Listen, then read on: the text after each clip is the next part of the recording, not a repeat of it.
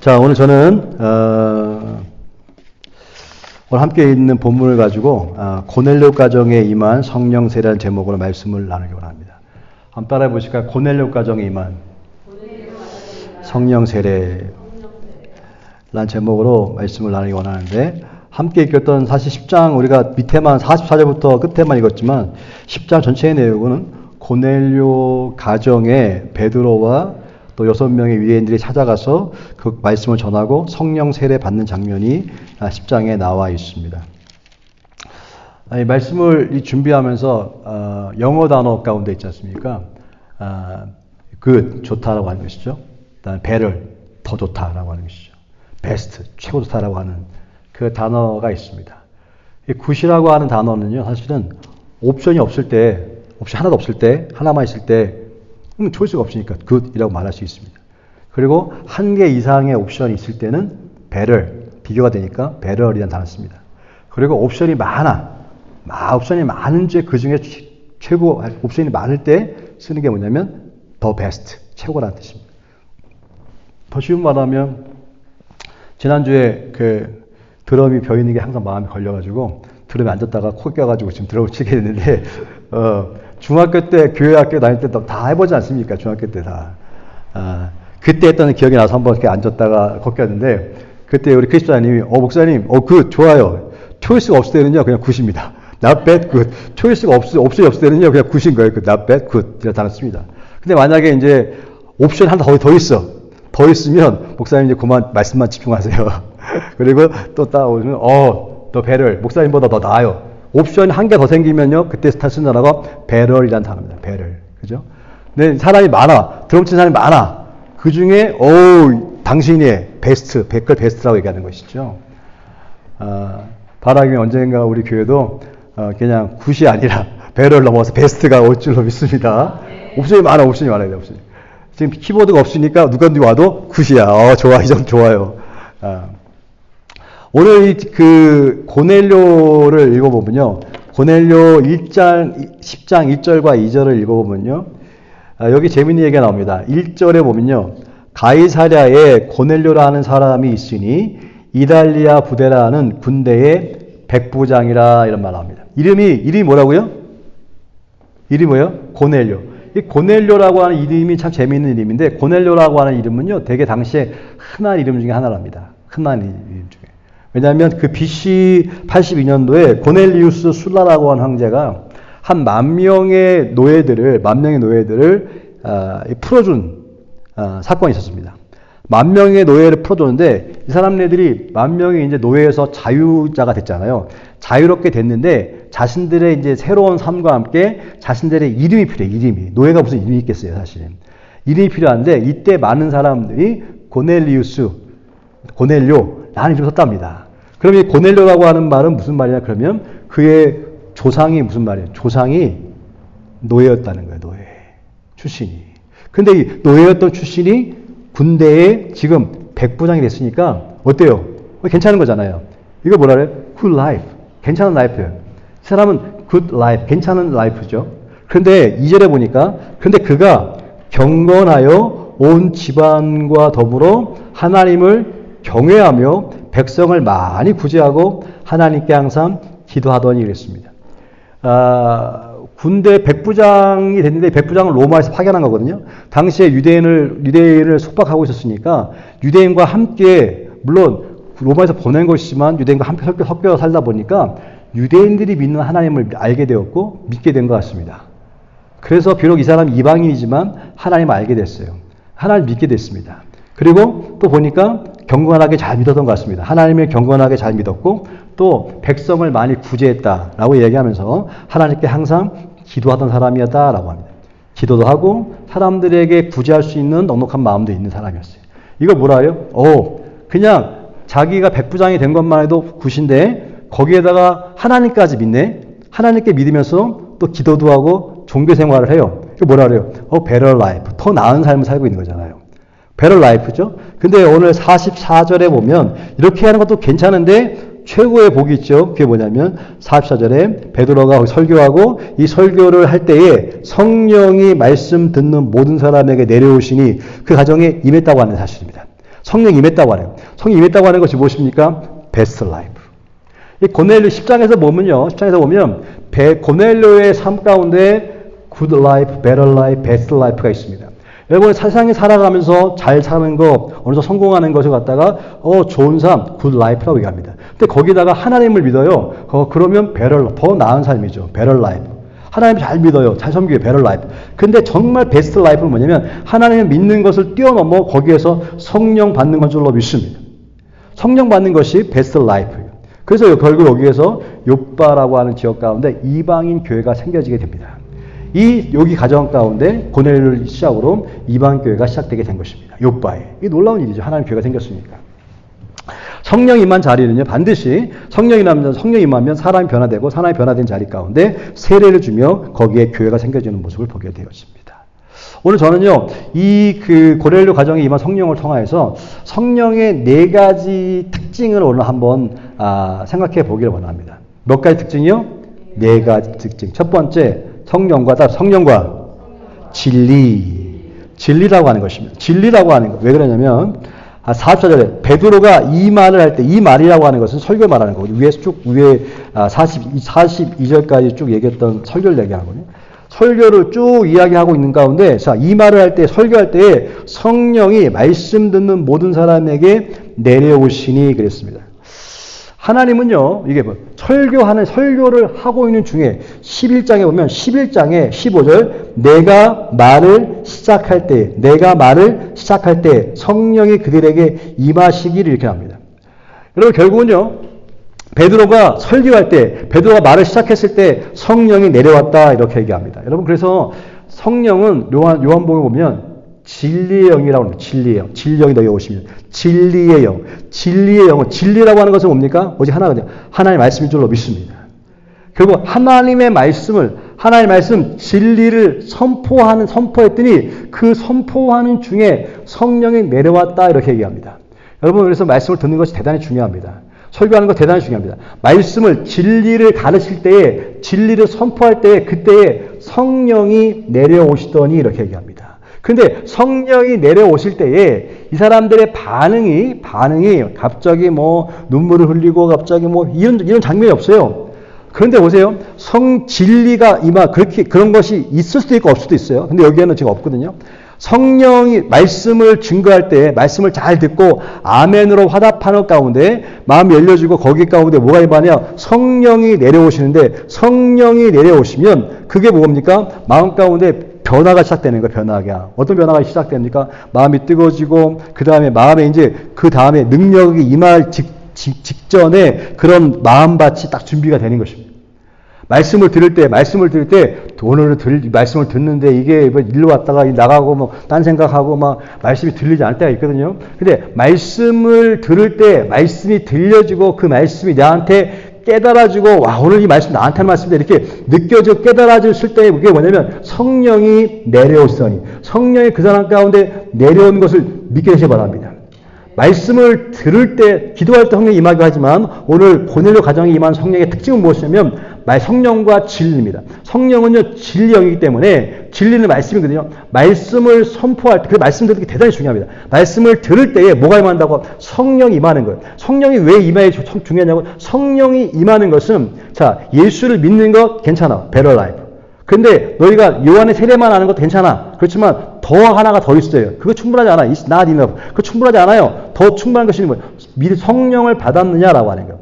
성령이 임한다고 하는 것은 하나님과 함께하는 것이고 이제부터 내 인생에 하나님이 주관하시는 거예요. 하나님이 주관하신 그 인생 가운데 어떻게 세상이 그 사람을 이길 수 있겠습니까? 가장 최고의 삶이 무엇입니까? 하나님이 일하시는 거 아니겠습니까? 하나님 나를 잡고 나 이끌어가는 것이 아니겠습니까? 그것이 가장 최고의 인생의 축복 아니겠습니까? 근데 그것이 뭡니까? 성령 충만이라고 하는 것입니다. 근데 언제 성령이 임해요? 지금 말씀을 들을 때. 여러분 말씀을 들을 때 기도하십시오. 하나님 말씀을 들을 때 고넬료 가정 가운데 임했던 것처럼 말씀을 듣는 가운데 성령의 내려오심이 나에게도 임하게 도와 주시옵소서. 성령의 내려오심이 나에게 임하게 하여 주옵소서. 기도할 수 있길 주여는 축복합니다. 성령과 진리는 분리되는 게 아닙니다. 성령은 진리와 함께 가는 것입니다. 말씀과 함께 가는 것입니다. 말씀을 들을 때 성령이 임하게 되는 줄로 믿습니다. 두 번째 특징인데 성령과 능력. 성령과 두 번째는 파워, 능력이라고 하는 사실입니다. 자, 능력이 임했는데, 자, 뭐가 임해요? 변화가 일어나는데, 이는 방언을 말하며, 자, 45절에 베드로와 함께 온 할례 받은 신자들이 이방인들에게도 성령 부어 주심으로 말미암아 놀라리라. 성령이 내려올 뿐만 아니라 이게 부어졌어. 쏟아 부어지니까 이는 방언을 말하며 하나님 높임을 들음이라. 할렐루야. 그래서 이것을요, 이방인의 오순절이라 부르거든요. 왜 그러냐면, 그 11장에 보면 15절에 내가 말을 시작할 때 성령이 그들에게 임하시는데 처음 우리에게 하신 것 같이 하는지라 했어요. 처음 우리에게 하신 것 같이. 처음 뭐예요? 요한복음 2장이거든요. 요한복음 2장에, 자, 처음에 요한복음 2장에는 유대인들만 모였었어요. 유대인들만. 그때 오순절이 임했지 않습니까? 근데 오늘 베드로가 갑자기 성령께서 보여주시는데 웬 음식이 나와. 하늘에서. 보니까 먹을 수 없는, 율법에 의해서 먹을 수 없는 음식이야. 근데 먹으래요. 하나님 이거 못 먹는 건데요? 야, 누가 못 먹으면 내가 먹어. 그래서 이게 무슨 말인지 이해가 안 갔거든요. 나중에 이제 똑같이 그 사건이 고넬료에게도 임합니다. 그 고넬료에게 베드로를 청해라. 말씀을 듣게 해라. 그 사람을 보낸 거거든요. 근데 그게 무슨 말이냐면 유대인들은 이방인들에게 가지 않았어요. 만약에 이런 영적인 사인이 없었으면요. 고넬료가 사람을 보냈을 때 베드로가 받지 않았을 것입니다. 그런데 이미 영적으로 기도를 가운데 받았거든요. 받았기 때문에 고넬료가 사람 보냈을 때 가게 된 것입니다. 이방의 집에 들어갈 수가 없어요. 원래는. 가면 안 됩니다. 이방인과 함께 밥도 먹으면 안 되고요. 같이 있을 수가 없어요. 그런데 그 전에 환상을 통해서 베드로가 보였기 때문에 거부를 할 수가 없는 거예요. 결국 따라가게 되는 것이죠. 고넬료가 그냥 간 거예요. 가서 혼자 간 것이 아니라 6명의 유대인들과 함께 갔습니다. 가서 봤더니 거기서 말씀을 나눴더니 이게 웬일입니까? 이 사람들이 다 성령이 임하고 성령이 부어주시고 그때 방언을 말하는데 이걸 가만히 보니까 베드로와 함께 같이 갔던 6명 유대인들이 보니까 자기들이 사도행전 2장에 나타난 그때가 그거와 똑같은 거예요. 그래서 이것을 갖다가 이방인의 오순절이라고 부르는 거예요. 이방인의 오순절. 사도행전 2장은 유대인의 오순절을 얘기하는 것이고 이방이 똑같아. 그러니까 아니 이들도 똑같이 성령께서 임하시는데 이들에게 세례 베푸는 것도 누가 금할 수 있겠느냐라고 얘기하면서 세례를 베풀게 되는 것입니다. 이것이 오늘의 본문의 이야기입니다. 성령은 두 번째 능력이 임한다는 거예요. 능력이. 이 38절에 보면 하나님이 나사렛 예수에게 성령과 능력을 기름 붓듯 하였음에 그가 두루다니며 선한 일을 행하시고 마귀에게 눌린 모든 사람을 고치셨으니 이는 하나님이 함께 하셨습니다. 할렐루야. 성령이 함께 있다고 하는 것은 다른 말로 말하면 하나님이 함께 했다는 뜻입니다. 하나님이 함께 하니까 어떤 일을 하요? 하나님이 함께 하시니까 선한 일을 하게 되어지고 마귀에 눌린 모든 사람을 고쳤다. 모든 사람을 고쳤다. 할렐루야. 이 능력. 성령이 임하면 능력이 많은데 여기서는 방언을 말하고 방언이라고 하는 것은 언어잖아요. 언어를 바꾸는 게 대단히 중요합니다. 결국은 이 언어가 뭐예요? 하나님을 높임을 들음이라. 이 방언을 말하면서 결국 뭐예요? 하나님을 높였다라고 하는 것입니다. 하나님을 찬양했다라고 하는 것입니다. 하나님께 찬양했다는 것, 높였다라고 하는 것입니다. 여러분, 성령을 받게 되어지면 언어가 부정적인 언어에서 긍정적인 언어로 바뀌어지는 줄로 믿습니다. 하나님을 찬양하고 감사하는 것은 이게 뭐예요? 왜? 방언을 말한 다음에 방언을 말하고 그 입으로 그다음 욕을 하고 하셔. 방언을 말한 그 순간 가운데는 뭐가 있냐면 하나님 나와 함께 했다는 증거거든요. 그러므로 바꿔준 게 뭐예요? 언어를 바꿨어. 언어를 바꿨는데 뭘 바꾸는 거예요? 고백을 바꾸는 것이 고백을. 어떻게 부정적인 것에서 긍정적인 것을 바꾸는 거예요. 어떤 상황 가운데 있든지. 이게 능력인 줄로 믿습니다. 어떻게 사람이 바뀌었습니까? 사람이 언어가 바뀌어, 언어가. 그게 능력이라는 사실이죠. 그 능력이 바뀌니까 어떻게?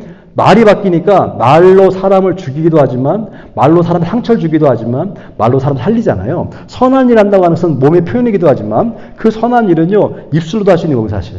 말과 함께 행동으로, 이게 언어가 바뀌니까, 능력이 뭐예요? 능력이 내가 바뀌는 거. 어떻게? 다른 사람에게 선한 일로 바뀌는 것입니다. 그 절대 긍정이라고 하는 책을 한국에서 받아와가지고 읽고 있는데 그 책 가운데에 보면 오중 긍정이라는 것이 있습니다. 자신에 대한 긍정, 타인에 대한 긍정, 일에 대한 긍정, 환경에 대한 긍정, 미래에 대한 긍정. 이 긍정 지수가 있어요. 근데 보니까 많은 사람들이요, 특히 이제 은혜인 사람들은 자신에 대한 긍정이 많아요. 근데 한국은 지금 자신에 대한 부정적인 게 많기 때문에 우울증이 많이 걸리는 거거든요. 근데 자신에 대한 긍정도 많고, 일에 대해서도 자기의 일이나 환경에 미래에 대한 긍정적인 것이 많을 수 있지만, 가장 약한 포인트가 뭔지 알아요? 뭐냐니까, 타인에 대한 긍정이, 타인을 인정하지 않으려고 하는 것이 많습니다. 목회자들에게도 이거를 테스트해보면, 타인에 대한 긍정, 다 자기 달랐기 때문에 타인을 인정하지 않으려는 마음, 그것이 가장 큰 문제예요. 타인을 인정하는. 그래, 성령이 충만하게 되어지면 뭐냐면 자기가 소중한 것처럼 다른 사람도 소중하게 되는 것입니다. 오늘 여기서 보니까 유대인들이 자기들은 하나님께 택한 민족이에요. 선민이에요. 선민의식이 강했어요. 우리는 비록 우리가 종살이 하고 있지만 하나님 택한 사람들이야 라고 하는 선민의식이 강했기 때문에 자기 유대인들이 아닌 비유대인들, 이방인들은 개치고 있어요. 타인에 대한 긍정이 없었어요. 근데 이 사건을 통해서, 이 사도행전 10장을 통해서, 이 베드로와 6명의 유대인들이 나중에 11장을 보고하는 내용인데 가서, 이때 변화가 일어납니다. 그들이 그렇게 이방인들은 배척하고 이방인들은 하나님으로부터 버림받은 사람을 생각했는데, 고넬료 가정에 성령이 임한 것을 보고, 이방인들에게도 하나님께서 저들도 구원하시는구나 라고 하는 이방인들에 대한 태도가 바뀝니다. 저게 뭐예요? 진짜 능력은 뭐 엄청난 기적을 행하는 데 있겠지만 진짜 능력은 뭡니까? 사람이 변하다는 거예요. 사람이 변하는 거. 어떻게 변하는 것이냐? 다른 사람을 긍정할 수 있는 믿음인 줄로 믿습니다. 다른 사람 볼 때 다른 사람을 인정하는 게 중요한 거예요. 나처럼 똑같이 이 사람도 인정하는 게 중요한데 대부분 다른 사람한테 인정하는 것보다도 약간 마음 가운데 뭐 가르치려고 하고 뭔가 이 사람하고 뭔가 더 배워야 될 것 같고 뭔가 나보다 낮게 여기는 마음들이 있거든요, 사실. 이게 문제라고. 성령 받게 되어지면요. 다른 사람을 차별하는 것이 아니라 다른 사람을 긍정한다고 하는 것입니다. 이 긍정 수치가 올라가는 것이 뭐냐? 성령 받은 사람의 모습인 줄로 믿습니다. 근데 이 능력이 그게 능력이라고 하는 거예요. 방언을 말하며 하나님을 높였다. 바라기에는 우리가 예배 드릴 때 말씀 듣는 가운데 성령이 내려오고 성령이 충만하게 여러 가운데 부어주는 얼명함 우리들이 방언을 말할 뿐만 아니라 하나님을 높일 수 있는 언어로 바뀔 수 있길 주여로 축복합니다. 세 번째, 성령과 결과. 따라서 성령과 결과. 이펙트인데 이펙트. 어떤 열매가 있냐면요. 12절 보니까 내 성령이 내게 명하사 아무 의심하지 말고 함께 가라 하심에 이 6 형제도 나와 함께 가서 그 사람의 집에 들어가니 그 사람의 집은 고넬료 집이거든요. 6 형제가 함께 갔다고 얘기합니다. 자, 고넬료 가정에 성령이 내려오고 성령의 부어주심을 베드로와 함께 6명이 다 봤어요. 7명의 유대인들이 지금 보게 된 것입니다. 이방인들의 집에 가면 안 되는데 이방인에 들어갔고요. 함께 밥을 먹었고요. 그다음에 다 율법을 어기고 있는 것입니다. 거기에다가 성령의 부어주심과 성령에 임하는 걸 다 7명이 다 봤어요. 이게 놀랍거든요. 그때 그 7명이 깨달은 게 뭡니까? 성령은 차별하지 않는 거구나. 그래서 결국은요. 그런즉 하나님이 우리가 주 예수 그리스도를 믿을 때에 주신 것과 같은 선물을 그들에게 주셨으니 내가 누구에게 하나님을 능히 맡겠느냐 하더라. 그들을 수용했다고 하는 거예요. 받아들였다고 하는 것입니다. 결국은요.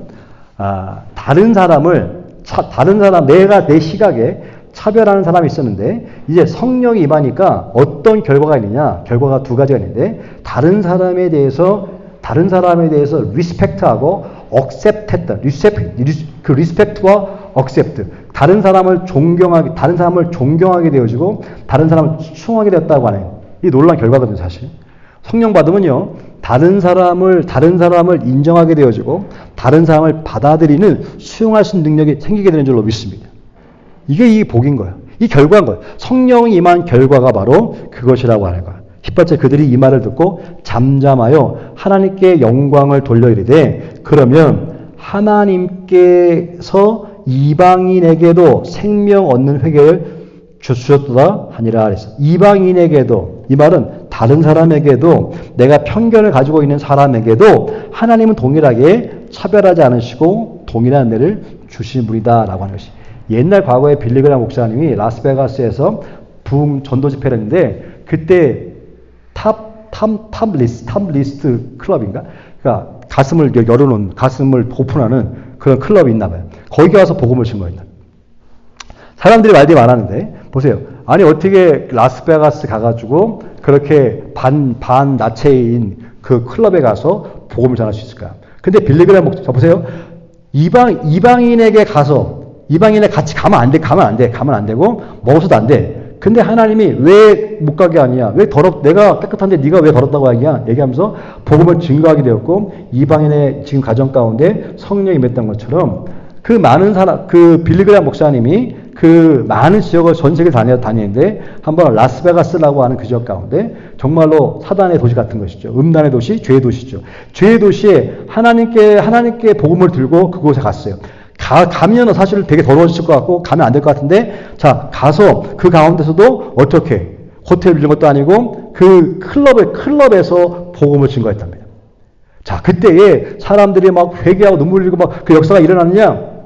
그렇진 않아요. 그렇지만 거기 가운데 복음을 증거했을 때 거기에 성령이 임하고 성령의 부어주심으로 고넬료 가정 가운데 또 입었던 것 똑같은 것처럼 그 가운데 거기 있는 여자들 가운데 변화가 일어나고 예수를 믿게 되는 역사가 일어나게 되었다. 할렐루야. 이게 은혜인 거예요. 이 성령 받게 되면요 편견을 넘어가게 되어집니다. 이방인에게도 회개를 주시네. 이방인에게도 우리가 생각하는 차별이 있는 사람에게도 그런 배리어를 다 무너뜨려 버리시고 넘겨주시는 걸 성령 역사인 줄로 믿습니다. 우리는요 성령 받으면 누구도 차별해서는 안 됩니다. 누구도 우리 가운데 배척해서는 안 된다고 하는 것입니다. 우리 마음가운데 성령 받게 되어지면 성령 주시는 감동을 따라 복음을 그리스도를 증거하는 것 중요합니다. 증거하는 것 중요합니다. 자 증거하는 것이 수용이라고 하는 것은 받아들인다고 하는 것은 무슨 받아들인 것이 아니라 그곳에 가서 복음을 증거했을 때에 성령이 임하고 저들이 변화가 일어났어요. 이것이 뭐냐면 성령에 대한 결과라고 하는 것입니다. 성령 영향력이라고 하는 것이죠. 자, 네 번째로 성령과 복종, 따라서 성령과 복종, obedience라고 하는 것인데 47절, 48절 보니까 자, 능히 물로 세례 베품을 금하리오라고 해요. 성령 받았으니 누가 능히 물로 세례 베품을 금하리오하고 명하여 예수 그리스도의 이름으로 세례를 베풀라 하니라.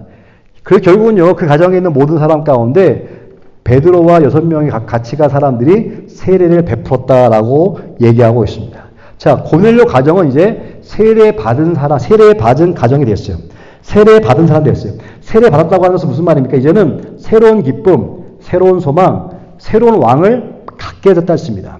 새 왕이 누굽니까? 예수 그리스도. 인생에 저들이 새로운 왕을 갖게 되었다라고 하는 것이 세례의 의미인 것입니다. 자, 이 새로운 왕 앞에 자신들이 드려지는 것. 이제 내 삶을 이제 I have a new king. His name is Jesus Christ. 그리고 그 앞에 내가 이제 내 모든 것들을 바치겠다라고 하는 것이 세례거든요. 그것이 심례입니다. 그것이 바로 세례받은 그 의미예요. 이제 고넬료 가정은요, 그 새로운 뉴 킹, 예수 그리스도 앞에 자기 삶을 드리기로 작정했다고 하는 것입니다. 이것이, 이렇게 해서 욥바라고 하는 지역 가운데, 고넬료가 있던 욥바라고 하는 지역 가운데, 새로운 교회가 탄생하게 되는 계기가 되는 것이죠. 이 이방인 멤버들로 구성된 첫 번째 이방 교회가 안디옥교회가 아니라 사실은 여기에 가정교회, 바로 고넬료 교회가인 것을 보게 되어집니다.